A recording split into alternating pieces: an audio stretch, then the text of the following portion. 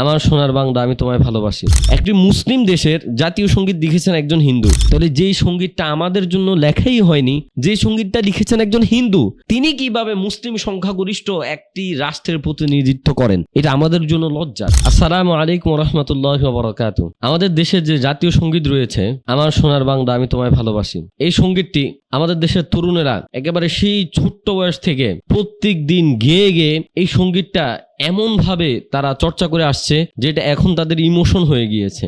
যার কারণে এই জাতীয় সঙ্গীত নিয়ে কখনো কোনো কথা উঠলে আসলে এটা ভাবতে কষ্ট হয় যে কিভাবে সম্ভব যে জাতীয় সঙ্গীতটা ছোটবেলা থেকে গেয়ে গেয়ে বড় হয়েছি, সে জাতীয় সঙ্গীতটাকে পরিবর্তন করতে হবে। এই কথা ভাবতেও কেমন যেন কষ্ট লাগে উঠে। সেটা অবশ্যই আমি বিশ্বাস করি এটা কষ্ট লাগারই ব্যাপার। কিন্তু একটা জিনিস আমি বুঝতে চাই বা আপনাদের কাছে আমি জানতে চাই, বাংলাদেশ একটি মুসলিম সংখ্যাগরিষ্ঠ দেশ, অবশ্যই আপনি একজন মুসলমান। একটি মুসলিম দেশের জাতীয় সঙ্গীত লিখেছেন একজন হিন্দু, তাও এটা আমাদের দেশের জন্য তিনি লেখেননি। তিনি এটা লিখেছিলেন আমাদের যে পশ্চিম বাংলার কলকাতার যে সমস্ত বাঙালিরা আছেন তাদের যে ব্রিটিশ বিরোধী যে আন্দোলন ছিল, ওই আন্দোলনের প্রতীক হিসেবে এই সঙ্গীতকে লেখা হয়েছিল। এটা বাংলাদেশের জন্য লেখাই হয়নি। 1905 সালে এই সঙ্গীতটা লেখা হয়েছিল, তখন বাংলাদেশের কোনো অস্তিত্বই ছিল না। তাহলে যেই সঙ্গীতটা আমাদের জন্য লেখাই হয়নি, যে সঙ্গীতটা লিখেছেন একজন হিন্দু, তিনি কিভাবে মুসলিম সংখ্যাগরিষ্ঠ একটি রাষ্ট্রের প্রতিনিধিত্ব করেন? এটা আমাদের জন্য লজ্জার, এটা আমাদের সংস্কৃতির জন্য লজ্জার।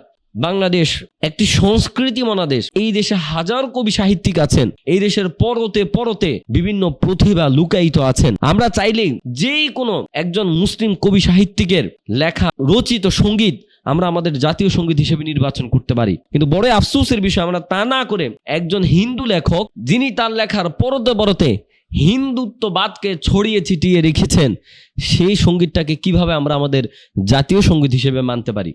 একটি দেশের জাতীয় সঙ্গীত মূলত ওই দেশেরই প্রতিনিধিত্ব করে। আপনারা লক্ষ্য করলে দেখবেন আমাদের দেশের যে পতাকাটি রয়েছে, লাল সবুজে ঘেরা যে পতাকা, এই পতাকাটি আমাদের দেশকে রিপ্রেজেন্ট করে, আমাদের দেশের স্বাধীনতা যুদ্ধকে রিপ্রেজেন্ট করে। সবুজ যে অংশটা আমরা দেখি, এটা হচ্ছে আমাদের দেশের প্রতিচ্ছবি। সবুজ শ্যামল আমাদের এই বাংলাদেশ। লালের এই অংশটা, এটা আমাদের স্বাধীনতা যুদ্ধে যেই সমস্ত বাংলার দামাল ছেলেরা তাদের রক্তে স্বাধীনতা অর্জন করেছে, ভাষা আন্দোলনে যে সমস্ত ভাষা সৈনিকেরা তাদের রক্ত দিয়ে আমাদের এই বাংলা ভাষাকে অর্জন করেছে, এই লাল রংটা তাদের ওই কষ্ট, পরিশ্রম এবং ওই স্বাধীনতার যুদ্ধকে রিপ্রেজেন্ট করে।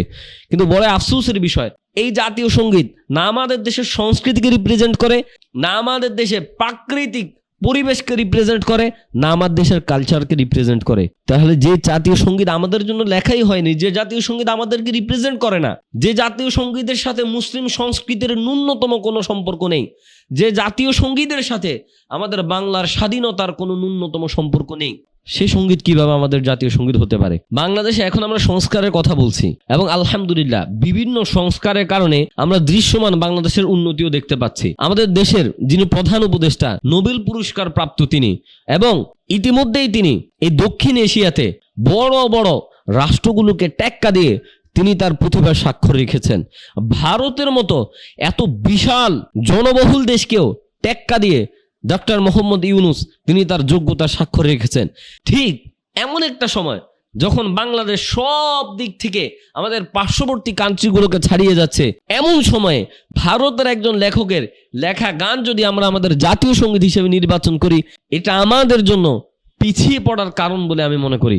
সুতরাং আমরা যদি চাই আমাদের সংস্কৃতিকে রিপ্রেজেন্ট করতে, আমরা যদি চাই এদেশের সংখ্যাগরিষ্ঠ মানুষের ধর্মীয় চিন্তা চেতনাকে রিপ্রেজেন্ট করতে, তাহলে অবশ্যই আমি মনে করি বাংলার বর্তমান যে জাতীয় সঙ্গীত আছে অবশ্যই এটা পরিবর্তনযোগ্য। আসসালামু আলাইকুম ওয়া রাহমাতুল্লাহি ওয়া বারাকাতুহু।